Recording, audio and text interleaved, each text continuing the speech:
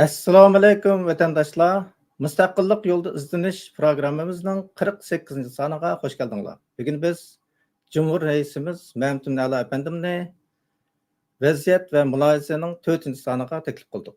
Programmamizga xush keldingiz. Hoş bulduk. Rahmet. Rahmat. Siz her zaman bizga X'dan nurg'un narsalarni yo'llab tursiz.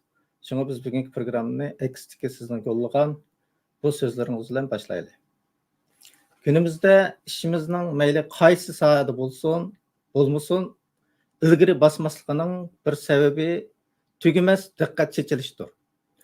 Ahmiyatsiz yig'ilishlar, ahmoqona pandi nasihatlar, galvon fatvolar, tuturuqsiz suhbatlar, ma'nisiz yozmalar. Bular shu qadar ko'pki diqqatni chechib qolmay, nimaning muhimligiga bo'lgan sezginimi xunuklaştırıydı. Texmi yomoni u hamma odamni muhim bir ish bilan mashg'ul bo'layotganda oxiri chiqmas ham xayolga sep qo'ydi. Diqqat chechilgan sari odam diqqatini yig'ish uchun diqqatni chachirgan uchurlarga o'zini urdi. Urgan sari chechiladi, chechilgan sari o'zini yana urdi. Yana ba'zida diqqatni chachirgan ishlarga o'zimizni qasddan urish orqali hayotning keskin sinoqlari va xirislardan o'zimizni olib qochamiz va qochqanligimizdan o'zimizni oqlash ko'ramiz. Yana ba'zida diqqat chachirgan ishlarga berilish orqali o'zimizga yuzlanishdan qochamiz. Yana ba'zida o'zimizni diqqatimizdan qochirish orqali o'zimizga mas'ul bo'lishdan bosh tortamiz. Mayli nimligi bo'lmasin, undaq diqqat chachirishda nishonimizdan o'zimiz sezmay adashimiz, cheksiz uchurlar qaynimida g'arq bo'lamiz va aqlimiz bo'linib, hayotimizning barkatini yo'qotamiz. Ko'z oldimizga vaziyat haqiqatan bu Mehmet Nala deganning bayini o'zi. Shunga hozir birinchi savolda sizdan vaziyatimiz nimalar bo'lyotdi? Diqqatimizni yig'ishga arziydigan nuqtalarni bir so'zlab bergan bo'lsangiz vaziyat to'g'risida. Rahmat. Dikkat insanınki kallысы bilen dünyanınki özgürlükleri o'ttirishki munosabatning qandaligini belgilaydigan bir holat bu. Ba'zida ko'zimiz ko'rdi, kallamiz ko'rmaydi, ba'zida ko'zimiz ko'rmaydi, kallamiz ko'rdi, ba'zi chog'da ko'zimiz kallamiz shikiliz ko'rdi, ba'zi chog'da ko'zimizmi ko'rmaydi, kallamizmi ko'rmaydi qatorliqlar. Ba'zi ishlarga diqqat qiladigan, ba'zi ishlarga diqqat qilmay o'tib ketsin bo'ladigan, ba'zi ishlarga hozir diqqat qiladigan, ammo keyin diqqat qilmasin bo'ladigan, ba'zilar dal aksi bo'ladigan qatorliqlar. Demak, diqqatni nimaga berish bizning nimaniga qiziqadiganligimiz va nimani muhim biladiganligimizni bildirdi. Abay siz deb ketgandek, men o'zim degan gapni o'zim qayta takrorlamay, hozir haqiqatan bu Uyg'urlarning masalasi emas, faqat dunyoda bo'layotgan cho'ng bir masala bu. Uchur haddidan ziyoda partlash xarakterlik darajada ko'p bo'lib ketyapti. Şu hozir insonlarning vaqti cheklik, ya'ni 24 soat 7 kun desak, misol bir haftani ashning ichida ishlash, uxlash va boshqa ishlardan sirt o'zimizning ishiga, ya'ni o'zimizningki Sharq Turkistondan kelgusi haqida o'ylashga vaqtimizda qancha vaqtni ajratamiz, nimaga ajratamiz, nima ishga ajratamiz qatorliqlarda. Endi mening bu yerda deb qo'yadigan bir ikki nuqtam bor. Birisi mush uchurlarning ko'pligida, masalan, shu WhatsApp'dagi har xil topdagi so'zlarda, paranglar qatorliqlarda hozir sen besh qilib qol deb o'ylayman. Uning jiqliqi, uningdagi fikrlarningki xilma-xil nuqtadan, xilma-xil shaklda va g'arazli deyilishi, uningda anglayotganlarning vaqtini o kadar jiqliqi, kimligini anglab, kimligini qo'yash, kimligini to'g'ri xatoligini bilib bo'lanmaslikdek, shunday qalayimqanchiqmi? Amaliyotda bizningki shu chet elda yashayotgan Uyg'urlarningki jamoatiga g'oyat zo'r bir ma'naviy qalayimqanchiq olib keldi deyishga bo'ladi. Endi bu kichik jihat ilib atgan shunda, cho'ng jihat ilib atgan vaqtda biz masalan bu Facebookga kirdik deyli, X'ga kirdik deyli, Instagram boshqa kirdik, u texadami cho'ng bir g'oyat zo'r bir cheksiz ketgan bir jangalda hamda. Mening bu yerda hozir ko'rurmanlarga bir gapni aytib qo'ydig'im bo'lsa, diqqat yomon oliyjanob, yomon muhim bir narsa insonninki kallusidagida bu diqqat degan. Nimaga berish moyatda bir mablag' o'xshash diqqat berish bir ishga. Yoki o'zimizning vaqtini bir ishga berayotgan, vaqtimizni xajlayotgan, pulda xajlayotgan bo'lamiz biz. Men buni oddiy bir so'zda, oddiy nimada konkretlashtirsam. Shunga nimaga diqqat berish, nimani anglash, nimani o'ylanish qatorliqda qattiq diqqat qilmasak bo'lmaydi. Diqqatimiz haqida qattiq diqqat qilmasak, chunki bo'lmasa, abay deganimdek bu uçurununki akısından çıkıp olanmayımız. Yamanca uçurulu bu. Yığıp olanmayımız. Onun üstüge bu gayasır uçurulununki içiden ben ilgili bir gipim dep ötüp ketkendek bir patternni yoki bir endizini, bir ortaklıkni tapalıganlar aman kaladı bunun içinde. Ama köpünçemiz tapanmayımız onu. Nurgun gepni yığıp onu pırslap bir ideyaga ekkelish nayt qiyin bir nurgun adamni qo'lda kelmaydi bu ish. Şuna nim bo'lmaydi degan vaqtda bugun deyilayotgan 10 gap bo'lsa 10'ini esa o'zimiz chechib yuradigan gap. Yig'olmaymiz gapning nimasini ko'p xilligini yig'ib kelib o'zimizga payliq narsani ololmaymiz. Shaklini tashlab mag'izni ololmaymiz o'zimiz ko'pinchamiz. Shunga bu jihat ilib ketgan vaqtda yanala men ko'pchilikningki vaqtini qadrlashini umid qilaman. Mening bu jihat gapim tugadi. Hamda sualingizning ikkinchi qismi dunyo vaziyati to'g'risida va buning bizga ko'rsatilgan, ya'ni Sharq Turkistonning mustaqilligiga ekiladigan ta'sir haqida qisqacha so'zlab o'tay.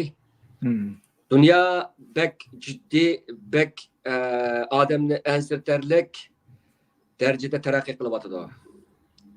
Kısqacha desem dünyada hazır 3 çoğun tokunuş noktası var. Bunun ikisi davamlı şotudu, birisi potansiyel aletde turbatıdı. Davamlı şotkını, en keskin davamlı şotkını O'rta Sharqda urush. Mana bugün gördük ki Hamas'ınki 14 lideri, yani Hasan Nasrullah'dan tartışma. Hezbollah'ınki 14 liderinden İsrailiya armiyasi tarafından havadan kılınan hücumda AKK'dan yo'qotilganlik haqida xabarlar taqilib.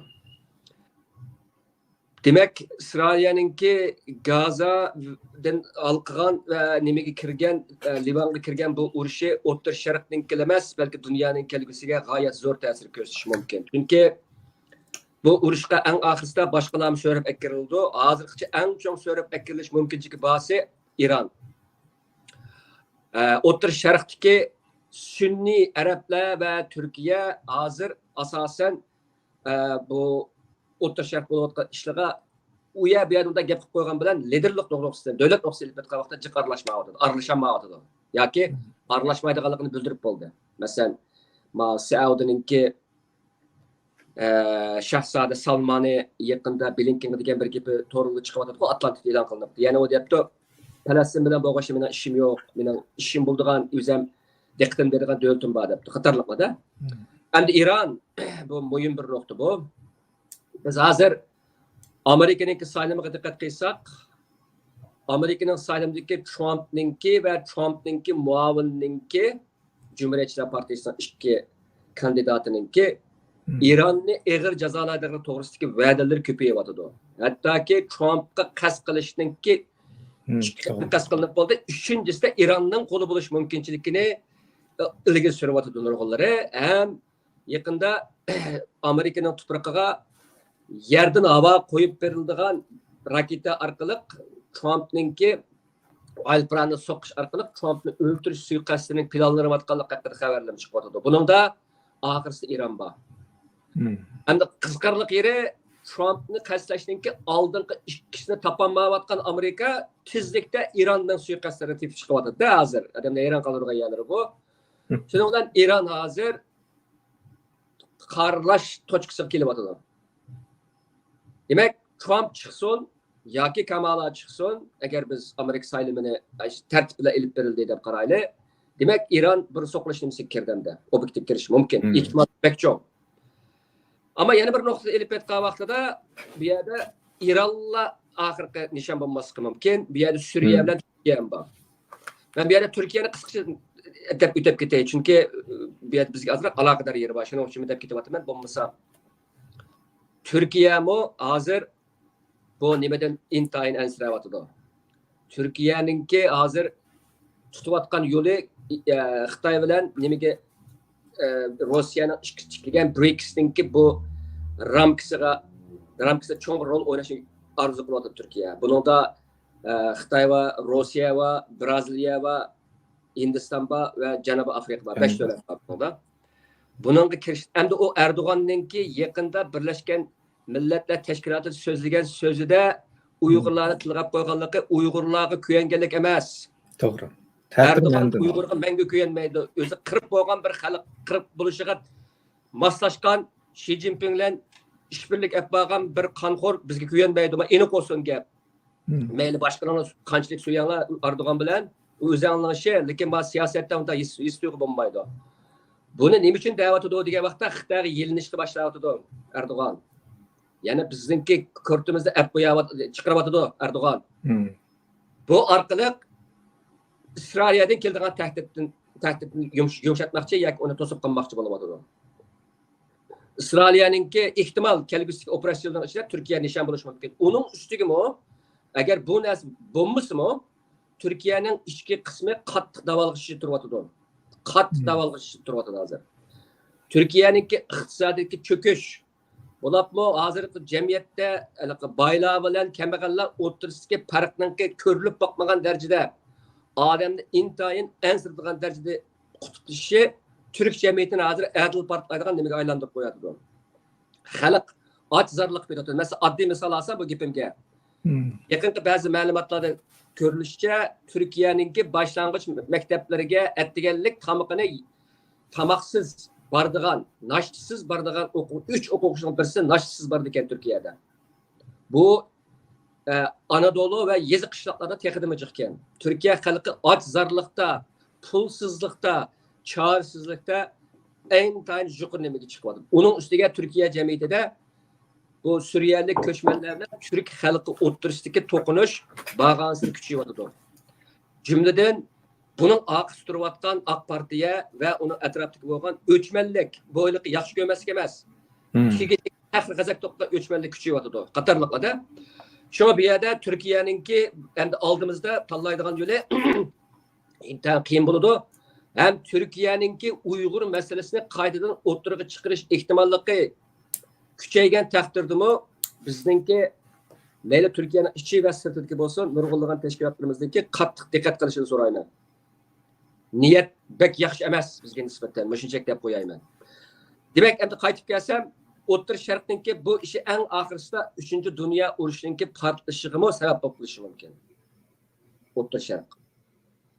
Bunun da iki sebep, Allah'ın ayrılıp bakan iki sebep var. Amerika'nınki yetekçiliğindeki NATO ve başkaları bilen bu Xitay ve Rusya'nın yetekçiliğindeki başka BRICS'in güçleri oturusunda bular Xitay'la Rusya'nın asas güç buluşu.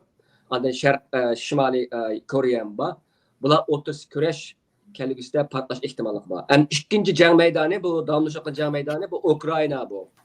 Bunun da mı yakında değilgini de eğer Rusya'nın içki kısmına karta başkurulduğun bomba itilip kaplarsa NATO'nunki noktasından bu vakitte Putin kayıt askerdi biz yadro uruşuğa yol açmayız diyen gapni qildi. Meyli bunu biz quruq popan deyli, meyli quruq yer taraxış deyli, bu yanılla 3. Dünya uruşuna partlaşışı yana bir pilte.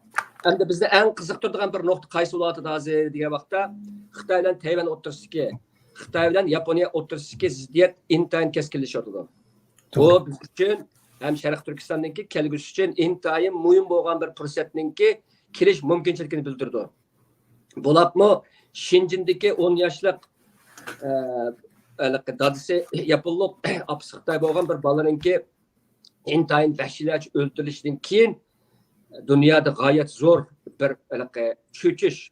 Xitoyninki Yaponiyaga bo'lgan o'chmanligidagi qarta nihoyat ensirash va buna nisbatan noroziliklarni bildirish bir to'lqini ko'tarildi.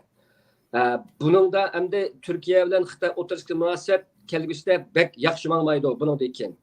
Ammo bugungi bir xabarni ko'rsam Xitoyning mudofaa hozir agar Yaponiya Tayvanning mustaqilligini qo'g'dasa Xitoy Yaponiyadagi Ryukyularninki mustaqilligini qo'llaydi degandek gap. Buning ichida hamda Sharq Turkistonning mustaqilligini bir qo'llash erishib qolib qolsa, bo'lapmi Yaponiyaniki bo'lib qolib qolsa, bek muhim bo'lib turdi. Ammo afsuslarligi bizning hozircha olib kelayotgan chet eldagi bizningki siyosiy faoliyatlarimizningki eng kamchiliklarining birisi Yaponiyaga nisbatan uzoq muddatlik strategik bir planning bo'lmasligi bo'lib kelgan. Uningdan nihoyat ichinish tarafi biz nima padisda divani padisda hujumni yutibli bo'lgan Yaponiyaga u bo'lgan bu bo'lgan u tashkilot bo'lgan bu tashkilot bo'lgan bo'lib hammamiz o'zimizning gapini qilsak mayli qarshi taraflarni yamanlab qarshi tarafni Yaponluqlarga datlab berganlik sababdan hozircha Yaponiyaninki Uyg'urlarninki mustaqillik harakatiga turib tursin, odatki harakatlarga bo'lgan yordami ko'ngildagidek bo'lmay kelyapti. Ma'lum jihatdan buni biz o'zimizning ko'msak bo'lmaydi. Endi oldimizga yana shunday bir fursat bo'lsa, yana aşı divanchiligimizni tashlamay, xuyimizni tashlamay, yana ashaga sokuldab berib, Yaponluqlarninki nazaridan tushib ketadigan strategiya bilan emas, balki bir manfaatni ko'zlab turib boradigan bo'lib qolsa, bunda bir tariximizni yana yo'qotib qo'yamiz. Bu kelyapti bu tarixiy fursat, asosda kelyapti. Yana dunyoninki 3-dünya urushi bo'lmasimi, ko'lamlik bir keng ko'lamlik bir urushga kirib qolish ehtimolligi burunqidan eshiyotidir. Nada bo'lishi, qanday bo'lishi ehtimol muammodir. Chunki biz Alloh emas, Alloh bo'lishibdi, Alloh buni biladi, o'rlash to'g'rish deb qaraymiz. Kelguisini ko'rmaymiz, ammo faraz qila olamiz qalbimizda. Menimcha bir yil ichida o'ttir sharqdan g'oyasidan o'zgarish bo'ladi. İran, Türkiye, Suriye qatorliq davlatlarda o'zgarish bo'ladi.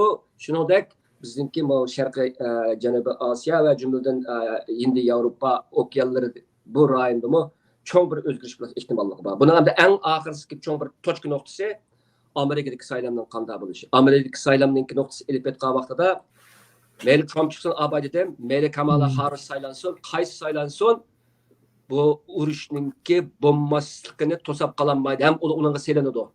Bu shunday deb qo'yay. Bir urush selindi ular. Bu cho'ng jihat elib etgan vaqtda saqlangan olmaydigan bir to'qinish bu. Ham gapim dedi. Ham bir yana ketib qo'yamiz. O'rta Osiyoni ketib qo'yay. O'rta Osiyami bu jihatdan elib etgan vaqtda hozir bizga texdimmi bir foydasiz ahvol shakllanyapti O'rta Osiyoda. Ya'ni Xitoyning ta'siri kuchayib, hozir hatto O'rta Osiyoninki ba'zi davlatlarninki Rossiyani Rossiyaning meclisini texdim ishtirib chiqarishdak bir xil nima bo'ladi. Bu o'zlikcha emas. Xitoyning qo'li bilan qilinayotgan ishlar bu. Xitoyning maqsadi Rossiyaningmi O'rta Osiyodagi ta'sirini tozalab chiqish. Buning uchun shu O'rta Osiyodagi shu Türk millatlari, davlatlari aktiv moslashadi. Bu biz uchun nihoyatda ansitarlik bir ahvol. Albatta bizdan ko'ra o'zlari uchun ansitarlik bir ahvol bo'lishi kerak edi. Ama ola xalq çaresiz hükümete Xitoy bilan ishbirlik olib beradi. Bu hamda bizningki nimamizdan kontrolligimizni olib ketgan ishlar buni men mushuncha deb qo'yib turay. Gapim tugidi bu vaqtda. Rahmat, tafsiliy so'zlab tushuntirib berdingiz dunyo vaziyatini. Undan keyin bizdagi bu diqqatimizdagi isrofchilikni. Amaliyotda biz dunyo vaziyatiga diqqat qilsak, bizga fursatmi kelyapti? Bu fursatni ching tutmasak, chatoq chiqadi. Yaponniki shin dedingiz, Yaponda siz bir ekstra bir narsa chiqarib ekansiz, Wang Yi degan Xitoyniki begiz qo'lni. Yaponniki yana bir diplomat qilib turgan. Ayolga chinab turganligini. Xitoyni biz yaxshi bilamiz.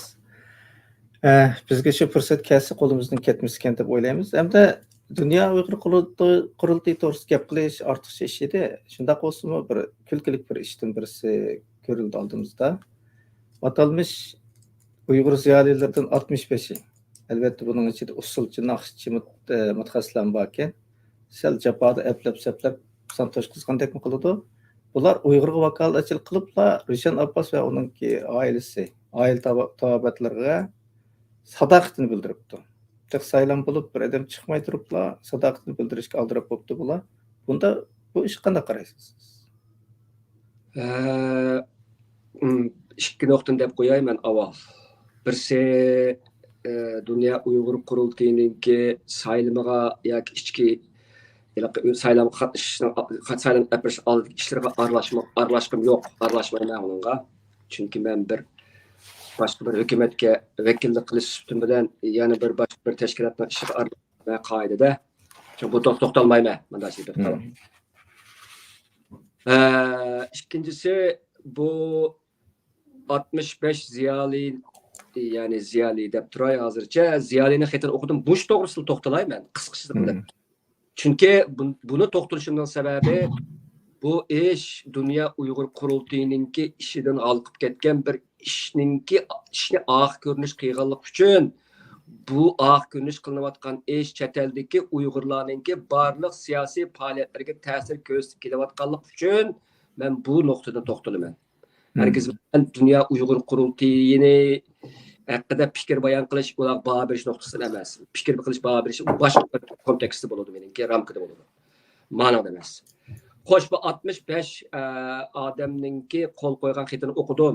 Bu men nima e'lon qilinib ekan hozir ko'z oldimda ichiqliq bu Bitter Winter'da e'lon qilinibdi, 9-oyning 20 kuni e'lon qilinibdi. Bu yerda ikkinchi deb qo'yilgan gapim Roshan Abbosninki bu gaplarni ko'rmadim buningda. Ammo buningda men boshqa bir nuqtani ko'rdim. Men o'zim ko'rgan nuqtani deb berayda buningda. Ya'ni insonni ichindiradigan bir nuqta bor bu xatda. Nima degan vaqtida bular 65 odam şu kadar g'azab nafrat bilan ayblab ketibdiki, bir necha nuqtani debdimda. Qisqachilik qilay, endi bu Uyg'urchaga tarjima qilinmaganligi uchun nurg'un buni anglayotgan, faqat Uyg'urchani tushunadigan nurg'un qarindoshlarimiz sal nima bo'lib qilish mumkin. Buni sal qaymoq qilish mumkin. Qaymoqqa nuqtalarda shu xabarni o'zini ko'rib, shunamda Google'da avtomat tarjima qilsam tushunadi deb o'ylayman. Birinchisi bu xatning oxir ko'rinishi 6-oyda 24 chet ellik va 4-5 Uyg'ur ziyolilarini o'z ichi olganligining bir parcha xat e'lon qilingan. Bu e'lon qilingan. Buning ichida biz biladigan va bizningki Uyg'urlar va boshqa Turkiy xalqlarga qaratilayotgan irqiy qirg'inchilikqa qarta hozirgacha ovozini chiqarib turgan chet ellik mutaxassislar bor. Masalan, Darren Baylor var mesela bunun arasında. Jim Ross varken qatarlıqlar ve namı çıkan Uyghur tədqiqatçıları bular. Bular bilan biz nurg'ulg'an yig'inlardan ilgari bo'lgan. Bularninki Uyg'urlarga bo'lgan hissdoshligi, qo'llashi va bular uchun qo'ldan keladigan akademik sohada olib berayotgan xizmatlari bor. Endi bu 65 odamdan yozgan xati va ochiq xatga qarshi yozilgan xatdek qiladi bu yerda. Agar shunda bo'lsa, chunki u o'zimi debdi bu yerda, bu ba'zilar mushundaqa Dunyo Uyg'ur qurultiyininki obro'yini to'kdi, ham Dunyo Uyg'ur qurultiyining hozirgacha qo'lga keltirgan esil utuqlarga ko'z yummoqchi yoki uni burmalamoqchi bo'ldi degandek ba'zi gaplarni ishlatibdi bu yerda. Bu 24 odamning da'vatqini bamboshqa bir gap. U Uyg'urlarning ishini irqiy qirg'inchilikni burmalamoqchi emas, uni xalqaro uni cho'kamoqchi, xunuklikshtirmoqchi yoki suyuldirmoqchi emas. 24 nima debdi desa, oddiy.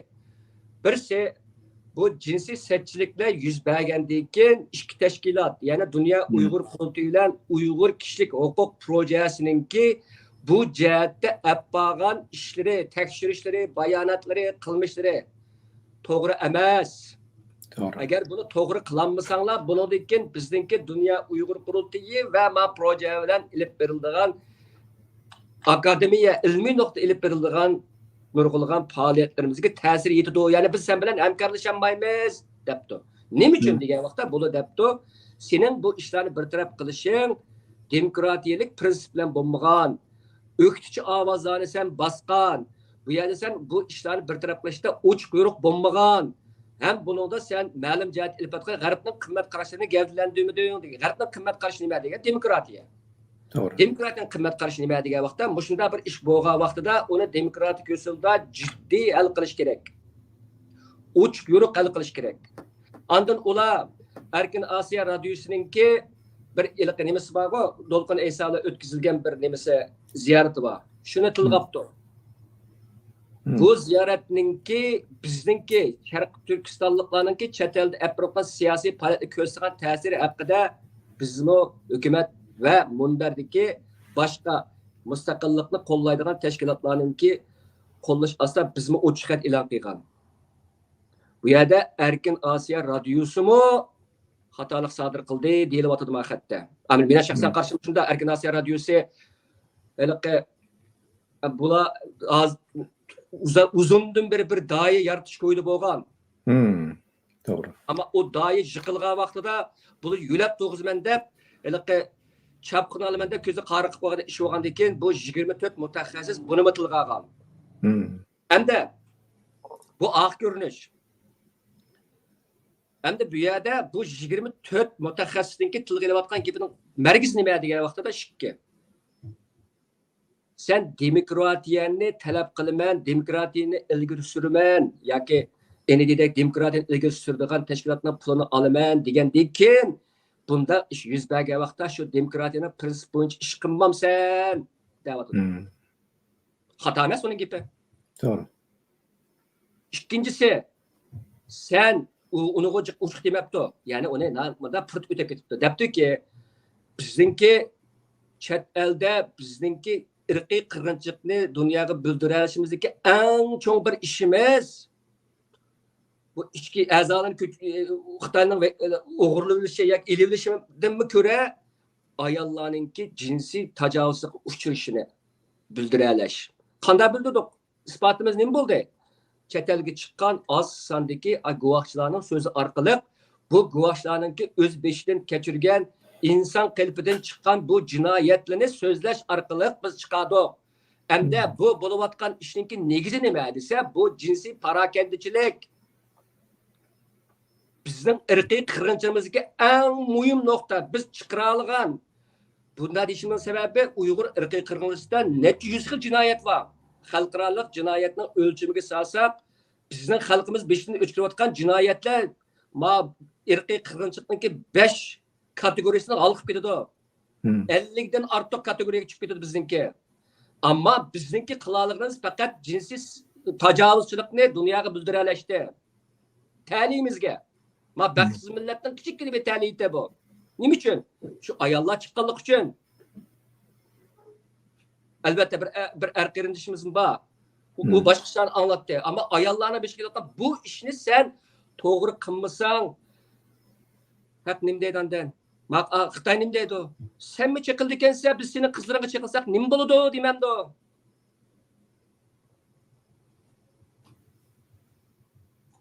Yani dememde Xitoy sen demokratiyani qilolmaydi ekansan, biz qilolmasak nima bo'pti deydi. Dememde. Ya dememdi ya. Doğru. İki noktada özümüzge kaşat saldık bu işte. Ben bu noktadan sözleyim. Ben bu noktadan büyüyen davatım. Nemişka? Çünkü bu hemimizin işi bu. Sen bilenle kesiydi. Eğer bu Türkiye'deki bir küçük yine bir özü kuruvagan bir teşkilatın gibi bakanlığın bir Uygur bakanlığın bir işi olsaydı. Ne olsa olmazsa ötep kessek olurdu. Hem de bu 65 adam bütün Uygurların chet eldeki dünya Uygur kurulunun şan şerefini o kadar kötürep depti. Onu o'ylamabdi ki bu kadar zor şerefke erişken adam bu şerefsizlikni tuzuk hal qilsang bo'lmamdi deydigan gap bor. Qiziq yeri bu 65 odamning xetida bu jinsiy parokanchilik haqida bir ig'izma aytlash yo'q. Ular to'g'ri tushandi da. Ya to'g'ri tushunsa meni butun gunohni sen nima qilib buni deysan menga 24 yil deyotgan gap. Maqtaychi azozulliq ma bu. Meni eng cho'shkini bu 65 odamdagi Xitoy zihniyati. Nim debdi desa, sen ichki ishimizga aralashma debdi. Chetda nima deyapmiz? Xitoyga deyapmiz. Ilgari dedik-ku. Kishilik huquq degan sening ichki ishing emas. Bu dunyoning ishi, bu insoniyatning ishi deb keldik-ku ilgari. Turli shakllarda. Biz Xitoyning u ishni o'zining ichki ish qilib ishni taqab bizni dumbalab o'ltirishni oldini olmoqchi bo'lgan. Axir shunday qildi-ku. Bizning ichki ishimiz deb turib oldik-ku. Nima buni o'zing ichki ishlamsam da bo'lsa? Yana bir yer debdi, inson degan gunoh o'tkazdi u bu debdi. Ey, gunoh o'tkazgandan keyin tuzuk sen apple surat qilsang bo'lmadimi? Gap boshdan ish tugaydi. Bu qadar so'zlab, bir inglizcha bir gap bor. Patqaqladim, milab yurib, so'rab yurgandek ish bo'lmaydi bu ishni. Hammamizning yuzi yo'ruq bo'ladi. Bu chet eldeki nurg'unlagan tashkilotlar va davlatlar uchun ba'zi hollarda mayli sürgün hükümet olsun, mayli dünya Uygur olsun, o'xshash Uyg'urlar. Farqi yo'q. Qiziqmaydi bizning farqimiz hattoki ba'zilari. Bu jihat ilib o'tgan vaqtda bizningki nimamiz deydigan gapimiz o'xshash bo'lishi kerakdi. Bu xil shaklda desak, 24 odamga qarshi turganda g'oliplash deganda qilsak, o'zimizni qajat bo'lgan bo'lamiz. O'ylamaymizki, biz bu yerda ifoda qilamiz bir xil axloqsizlikni oqlashdagi yana bir xil axloqsizlik ma bu. Siyasi cihetteki bir uçuk çıkan hamakatlik ma bu. Sen mesela bu yerda hech kim 24 mutaxassis Uyg'urlarninki irqiy qirg'inchilikni vayron qilma da'vatqani yo'q. Dünya Uyghur qulutininki yuzini to'kimaman deb demabdi ular. Faqat buni demokratik o'zang degan demokratik bo'yicha hal qildi debdi. Endi buni 65 yiliga 65 kelsa 650 ga qo'l qo'ysangmi yuzingning tushkuni tushgan. Bu oxirida masxirlik eri bu xat yanilla aşı 24 adamning gapini tasdiqlab beribdi. Sen xatolik o'tkazsang tananmaysan, o'zing uni bir taraf qilolmaysan, demokratik an'anang yo'q, boshqalarninki qarshi fikrdagilarninki fikrini bossa, anadan bu vaqtda ig'iz ochmoqchi bo'lgan zulm uchirgan boshqalarning ig'izini ochmaysan. Biz degandik, buni sen bu qitin isbotlab beribsan degan gap bo'ladi bu. Bu meni ansitudi. Bu xatninki 2-tarafı mana shu. Ben bilmedim bunu o'qib baqdimmi, bu qo'l qo'ygalı bunu bilmayman men. Allah o'qsin. Bu yerda bo'layotgan ishning nima uchun bu 24 odamninki bu yerda bu ishni da'vatganligini bu analiz qilmabdi. Bu kadar bir xatgan bu hamda. Bu qaysi kallani yozganligini men tushunmadim. Gapim tugusin bo'ldi bu yerda. Rahmat. Buni sizdan siyosiy bo'layotganlar buningdan oldinlar bir xat kelsa o'ylaninglar. Bir tashkilotni o'ylamanglar. Men hozir bir tashkilot uchun gap qilmayapman. Bütün chet eldagi emas, bütün dunyodagi Uyg'urlarning o'rtaq manfaati uchun, bo'lganlik uchun men gap qilyapman. O'ylaninglar. Bu o'rtaq manfaat Uyg'ur kilamda bir odamning hayotini qutqizib olish yoki bir tashkilotni qutqizilish u arzimaydi. U cho'ngish emas. Eng muhimi hammamizning yuzi bor meyada. Hammamizning manfaati bor. Bir davlatning fuqarolarining bir davlatning manfaati bor meyada. Buni o'ylanglar. Bizim qo'l qo'yishda ilgari. Qo'yaba padoqcha qo'yaba oldinga kelgan xatga. Ya bu bir cho'ng sharmanchilik bo'ldi. Unda umumki odamlarning ismi qarasaqmi sal hayron qoldik. Endi uning ichida inglizcha o'qib tushunadigandan qanchasi bor. Gerçi bizga vakillik qilib Uyg'urlarning ziyolisi bo'lgan bilan uni keyin ko'ramiz. Endi hozir yana bir masala bu boyidingiz Erkin Asiya radiosi odatda işte qahramon yartirganga tirishib keldi deb. İlham To'xtanov masalasini qaytadan qizib o'tirib chiqyapti. Bu masala qanday qaraysiz? İlham To'xtanowning masalasi hamda İlham To'xtanowning Xitoyning turmusida ömürlük qamoq jazosi hukm qilingan 10 yil bo'ldi. Davlatni parchalash jinoyatini o'tkazdi degan batnom bilan İlham To'xtay hozirgacha turma jazosini 5 yildan o'tkazib o'tadi. Eg'ir kunlarni 5 yildan o'tkazib o'tadi deb qarayman. 10 yıllık noktadan elip etken vaxtıda İlham To'xtanowning sürüşçüsünü qilish çoğun cəhətdə elip etken vaxtıda bekma bir hayran qaldık mı işlənməməz. Ona igi çıxış gerek İlham To'xtayga. Nima üçün degan vaxtda İlham To'xtay nurg'un cəhətdə elip etken vaxtıda eyni vaqtda Xitoyning hökumətininki nurg'ulg'an siyosatlardagi mag'lubiyatlarni o'tirib qo'ya olgan bir odam. Ben onunki bir makalesini okuğam ben. Onunki İqtisad Doktorsu'nun makalesinde onun şu vakti makalesi sözler bu hiç alay bunu ben.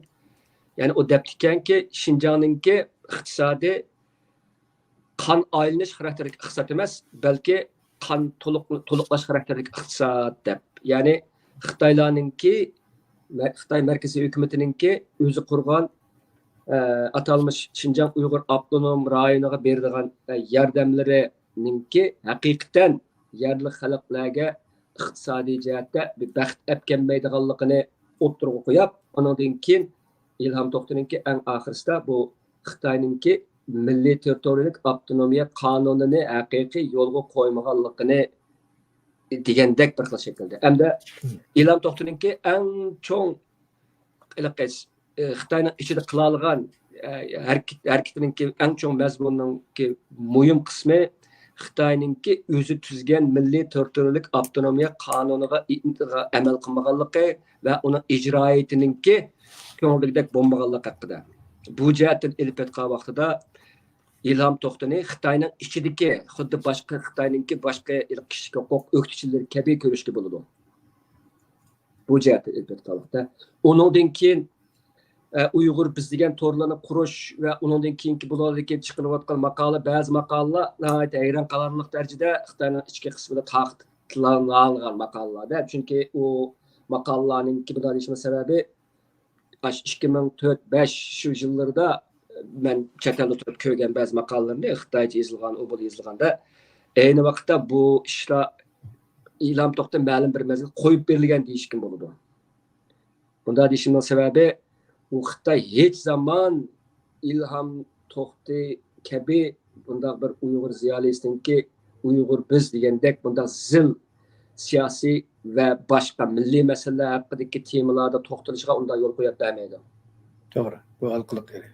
Halqılık yeri bu. Şu çağ meni hayran kaldırgan bazı makallalarınki nemisdeki intayın güçlük bir Uygurların menfaatini çıkış kılıp kılışı. Andan bu tor bitininki kuruluşunun tüpki maksidi Uygur halkı bilen Xitay halkı o'ttirishidagi zor derecedeki bir alaqını, düşünüşünü o'ttirib qo'yash nemisini. Endi men bir narsani qistirib o'tib ketay. Men 99-yili men Beijingda chet elga chiqishning vizasini qilayotgan vaqtim bir İlham To'xta bilan bir ko'rishgan vaqtimda mening ko'ginim, his qilganim İlhamda Xitoyninki kun siri uyg'onayotgan, kun siri xatarliklashayotgan bir ahvoldan bir ansirashni chiqqan. Bunda deyishimning sababi Xitoylar texidimmi uyg'onib, texidimmi millatchilashib, texidimmi kuchaygan vaqtida bizning ishimiz ta'sirli degan bir nimani his qilganman. Mana bu gapni degani yo'q. O'zim his qilgan gaplardan yo boshqa nimalardan. Bu jihatdan ilib aytgan vaqtida u agar biz Xitoylar bilan bo'lgan tushunishni cho'nqirlashtirmasak, bu kuchayotgan mayli ideologiya jihatdan bo'lsin, mayli boshqa jihatlardan bo'lsin, kuchayotgan bir Xitoy millatchiligininki Uyg'urlar uchun g'oyat zo'r bir ta'hdid bo'lganligini his qilganligini men his qilgan shu chaqda. Shunga men İlham To'xtaninki Uyg'ur biz degan bunda bir torbit orqali bu aloqani kuchaytirishninki kuchaytirishga tirishganligiga men hayron qolmayman. Endi buni tegida nima bor degan vaqtda İlhamninki Xitoyninki shu ramkasining ichida Uyg'urlarning masalasini bir taraf qildi. Ya'ni avtonomiya ramkasi olsun, asosiy qonun ramkasi olsun, Uyg'urlarninki kishilik huquqi va ularninki yashash sharoitini yaxshilashni ko'zlagan bir ziyoli deyish kerak. Agar unda bo'lmasaydi, uningki chet elga chiqish fursatlarim bo'libdi ekan. Uni keyin boshqada anladim men. Mesela Fransa'ya chiqib o Arkadaşlar Radyosu'ningki ziyoratini qabul qilgan yerlar bor. To'g'ri. Fransiyada panoh talab qilish mumkinchiligimi bor. Shu vaqtning o'zida İlham To'xta hatta panoh tilagandan keyin haqiqiy bo'lgan, masalan, Sharq Turkistonning mustaqillik haqida gap qilgan bo'lsa, misol bu vaqtda biz boshqa bir İlham To'xtani ko'rgan bo'lardik. Bu azarchilikmi bo'lmaydi. Hem u chaqda ayni vaqtdagi Uyg'urlarninki nimada qaymoq ichida qiyinchilik ichida turayotgan vaqtida g'oyat zo'r o'zgarishlar bo'ldi deymiz. Biz dunyoda mustamlika millatlarning ostidan chiqqan nurg'unlagan qahramonlarni ko'rdik.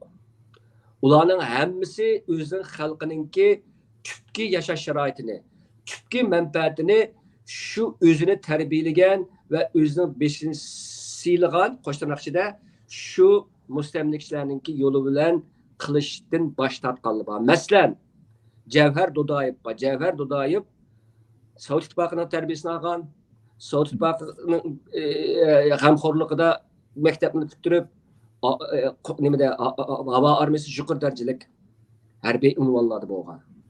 Ammo u oxirida kelib, g'oyat zo'r bir chechen millatchiligininki turkisida ayni vaqtdagi mustaqilchilikninki dastlabki boshlamchilaridan bo'lib qolgan. Indira Gandhi deyli, Gandhimi nimada o'qigan? Angliyada o'qigan. Oxford o'qiydi, deymi? Cambridge'mi Oxford o'qiydi. Anadan keyin qaytib kelib bir nimani qurib chiqadi bu. Shu zo'ravonsizlik qarshiligi deb ayni vaqtdagi Angliyaninki mustamlikasi qarshi chiqib Hindistonninki mustaqil bo'lishini barliq keltirdi. Mandelamu irqiy qirg'inchilik va irqiy ayrimchilikqa qarshi chiqib, butun 30 necha yil turmada etib, bo'shashmay, o'zining umididan hech voz kechmay, eng oxirisi Janubiy Afrikaninki aqlarninki hükümranlıqdan qutulup hazırki ahval kelişige yol açıdı. Bularning hammasının ortaqlığı İlham To'xtaning ortaqlığı var. Hammasi mustamlika cho'ng bo'lgan. Mustamlikaning g'amxo'rligini ko'rgan. Ammo İlham To'xta o'xshamaydigan yeri ular mustamlikchil bo'ladi ekan, har qanday va'daninki ularninki oxirgi o'limini barliq keltirganligiga ko'z yetgan bularninki. Har qanday va'daga ishonsa, ularninki eng oxirisida bu va'dani faqatla ularninki asosda vayron qilish uchun berilganligini. Hargizmi ularninki tüpki hayatlık şaraitinki yaxşılış üçün berilmeydiganligini bu allabını körüp yetkenler bular. Şuna ola ahirisi ya ölüm ya körüm bulap oturga çıqqanlar. İlham To'xtam şunda qılalaydı. Lekin unda qilmadi. Lekin unda qilmadi. Fursat bormi dedisi bor dedi. Men Xitoyni shuni qilolmagan bilan Xitoyni sirtga chiqargan İlham To'xtam. Endi deymiz, ailesini o'ylaganda uni deydi, bizning oilamiz bor. Sizning oilangiz bor. Agar oilani o'ylash to'g'ri kelib qolsa. O kadar zor bir narsani o'ylaydigan adam, uning oila ishlariga men kirmay. Zor bir narsa o'ylaydigan adam aldi bilan davlatning manfaatidan ustun bo'lish kerakda. Mana oxirgi qanday bo'ldi? Oxirgi qanday bo'ldi? Va'da bergan shu Xitoy İlham To'xtani hech zaman sen bizningki qonunimizning ichida turib o'zingning haq-huquqlarini yaxshilashni uchun izlangandan, sen bölgünçi emasdin demedi, oxirisida davlatni pajlash jinoyati qildi. Ammo davlatni pajlash jinoyati uningki uzilkisi mustaqilligini bildirmaydi. Xitoy uchun İlham To'xtadan iborat bundaq bir ichki o'qituvchini bostirish va uningga batlam chaplashdagi eng yaxshi bir usul davlatni pajlash jinoyati. Xitoy nima uchun bundaq qiladi? Bundaq qilishda boshqa davlatningki bu ishga aralashishining oldini olgan bo'ladi. Xitoy buni xuddi qonun bo'yicha qilgandek bir xil padazab o'tirga chiqadi. Agar İlham To'xta chet elda turib, misoli, haqiqiy Uyg'urlarning mustaqillikdan boshqa bir yo'li yo'q deb jakalab, agar chet elda tutilib, kirib ketib davlatning pajlash jinoyati bo'ldi desa, bu vaqtda Xitoyningki bu badnomi iziga tushgan bo'ladi. Masalan, meni agar Xitoyningki bushkunlar tutilib, ketib, meni davlat jinoyati, davlatning pajlash jinoyati bilan nim qilib, otamni qilamdi, u vaqtda ben onu düşünemem. Çünkü ben parçalamam demedim, emret özemninki ziminimni özemden buluş gerek deb talep qilgan. Buni Xitoyning nazarida bu davlatni parçalash bo'ladi. U boshqa gap bo'ladi bu. Şu an gapimni yig'sam, İlham To'xtani bir o'qituvchi, kishilik huquq faoliyatchisi deb qarashga bo'ladi.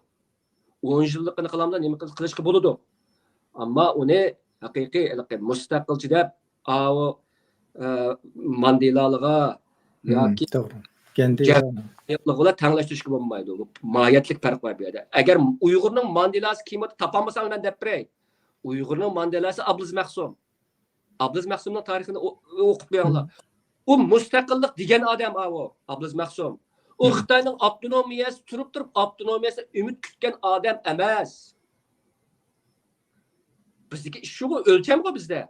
Ölçemni xuddi ma'aniki Lutfullah bilan Abduxoliq Uyg'urni seliştirip tapamı Qasım'ınki haqiqiy Uyg'urning sharik tapamagandek bir ishlatadi hozir. Bu o'xshash gap o'sha. Ölçem mujmal chunki. Ölçem nima degan vaqtda bu millatning manfaati uchun hammadan voz kechib birni yo'lga mana degan odam bu millatningki mustaqilliginingki bu davlatningki mustaqil otisi bo'ladi. Agar bu ot kim o desa shu Abdülaziz Mahsum bo'ldi desa Xitoyningki mustamlika asli. Shu Abdülaziz Mahsum bilan İlham To'xtani selish to'g'ri bo'lmaydi. Doğru. Nayt tefsili tushuntirib berdingiz. Bu yerda bir Sözüm tugadi. Bu yerda bir siyosiy sezgirlik bo'lishi kerak. Bu yerda bir o'yan bog'liqini tushunish kerak. Agar İlham To'xtani beshimiz qilib ko'tarib, İlham To'xtani yo'lda mangamiz desak, demak biz Xitoyningki shu ishg'oliyatini, shuning siyosatini qabul qilgan bo'lamiz. Bu yerdagi o'lchamni nayt aniq bilishimiz kerak. Undan keyin bu Uyg'ur biz degan to'rbitiningmi bizning burun to'rlari dedik, bizning programmada dedik. Bir cho'ng o'yanning ichidagi bir to'rbiti vatanning ichiga ichilishi bilan davlat sirtiga Xitoyningki sirt qo'yib berganda butun o'xshamaydi. Sirtda qo'yib berganda butunlay bu erkinlik, bu demokratiya davlatning yo'q bir erkinlik bor. Xitoy uni o'zimizning bizga ichib bermaydi-ki. Uni ichib bersa Xitoyda uni kutgan olmaydi. Bu yerda bir cho'ng o'yan bor. Shunga İlham To'xtani ishga kelganda haddan ziyod hayajonlanib ketib qoldim, qizitib olsak, ziyon tortamiz. Rahmat. Hamda biz 1 oktyabr Xitoy tajovuz ishg'olchilikniki 1 oktyabr kuniga qarshi namoyishni biz o'zgartib 12-oktyabr chiqadigan qildik. Buningki ahamiyatini so'zlab bera olamsiz? Qancha vaqtim qoldi? Bugun eng oxirgi savol shu bo'ldi. Vaqtingiz 10 minut bor. Xo'sh, bu 10 ayning 13-kuni 49-yili bu Xitoyninki Ozodlik armiyasiningki masxirlik nom bilan Ozodlik armiyasiningki Sharq Turkistonga besib kirgan kuni. Bu kun biz uchun bir davlatni yo'qotgan bir elninki farzandlar uchun eng qayg'uli bir kun bo'ldi. Chunki bizning butun fojiasimiz mana shu kundan boshlangan, 10 ayning 12-sidan boshlangan. Onundan keyin qahramon Sharq Turkiston xalqi ayni vaqtda Xitoyning tajovuzchilariga bosh egmay kurash qilgan. Az sondagilar yasab jabdurulganlar Urumchida Janubiy qovoqning oldida Xitoyninki Afgan askarlariga gul taqdim qilgandek ko'rinishi bilan xalq qo'llagan ozodlik armiyaning kirishini deb bunda bir propaganda qilgan bilan moyatda Sharq Turkistondagi boshqa rayonlarda xalq jumladan qahramon Sharq Turkiston xalqi asla bu tajovuzni qabul qilmagan. Xitoyning o'zining xabarlaridan ko'ra 150 mingdan ortiq Sharq Turkistonlik qarshilik ko'rsatkichlar taki 49dan 55 mush aralıqda 6 yıl aralıqda turli şekilde bularga qarshi turgan. Hamda Xitoylar Sharq Turkistonga armiyalik, askarlik besib kirishda tayyorliqsiz kirmagan. Bular o'zininki askarlarni Pangdoxayning armiyasi bu. Lanjuga ekilib, Lanju harbiy rayonining nimasiga ekilib, aşağıda Sharq Turkistonning jug'rafiyasi, aholisi, urf-odati va tarixi haqida mingjuyish xarakterlik nurg'unlagan tarbiyalarni olib borganligi ma'lum. Hatto ular Shinshiseyninki Yang Zhingshinninki Uyg'urlar haqida yozgan asrini o'qigan, ta'lil qilgan. Shundaq deyilganki, sizlar kirdigan bu davlat dushman rayoni. Bu rayon bizning bo'ladi. Abadiy bizning bo'ladi. Ammo biz bu yerdagi musulmon xalqninki bizga qartilgan turli shakldagi qarshiliklarni behuda ziyoda oshirib etmaslik uchun avval bularga kuyunib qo'ldak ishlab beramiz. G'ururuna tushmasinki, bu bizningki yerli xalqning ko'nglini utib, ularni bexutlashtirib, ularni armiysizlashtirib, qurolsizlashtirib, oxirisi butun Sharq Turkistonga put qo'llarimizni to'liq tiqib qo'yguncha bo'ladigan vaqtlik bir taktika. Strategiya shuki, adaqqa nishonimiz butun Sharq Turkistonni o'zimizningki mustamlikasini ostiga ilish deb qaralgan. Shuning bilan biz ko'ramizki, Xitoyning askarlarininki heliqi xushchiroy, heliqi yavash, heliqi bizninki nimalarga farishdek heliqi nimalari bir yovuz bir iblisninki xuddi nimaninki farishtalar qiyofatida bizning ko'zimizga ko'rinib, ko'zimizni g'alab qilishi bo'ldi. Shundaq qilib turib bu Xitoylar shu qadar o'yinni o'ynab tursa-mu, yanalla tajovuzchilikni hargiz o'ziga ravo ko'rmaydigan shu Sharq Turkistonlik xalqimizningki ko'zini bo'yayanmidi, ular qarshi turib keldi. Keyin biz bilamiz, undan keyin oxirgi ziyoli ikkinchi jumuriyatdan qolgan bir turkum ziyolilar oxirgi Xitoy markaziy hukumatiga xat yozib, o'zining va'dasi turishini talab qiladi. Va'da nima edi? Biz Sharq Turkistonga kirgandan keyin Xinjiang deydi ular. Kirgandan keyin bu yerda biz sotsialistik davlatni qurib beramiz, anadan keyin chiqdimiz. Biz internasional yoki xalqaro kommunizmning bir qismi. Şinjan'ın şuna bir kısım buludu değildi. Yani şunda oturup Naci Sagek Şarkı Türkistanlık ziyaliler ve harbiy erbaplar ve ijtimoiy erbaplar bunun suiqasdligini bilganlik uchun Xitoydan nati yo'lliq shaklda va'da turishni talab qiladi. Ammo tumaydi Xitoy. Tumaydi emas. Bu xatni yozganlarninki hammasini degidek yig'ishtirdi. Ammo bu xat qatnashgan, ammo yig'ishtirilmaganlarning hammasi Uyg'urlarninki eng chong satqinlarga aylandi. Yani ikki narsa bo'ladi.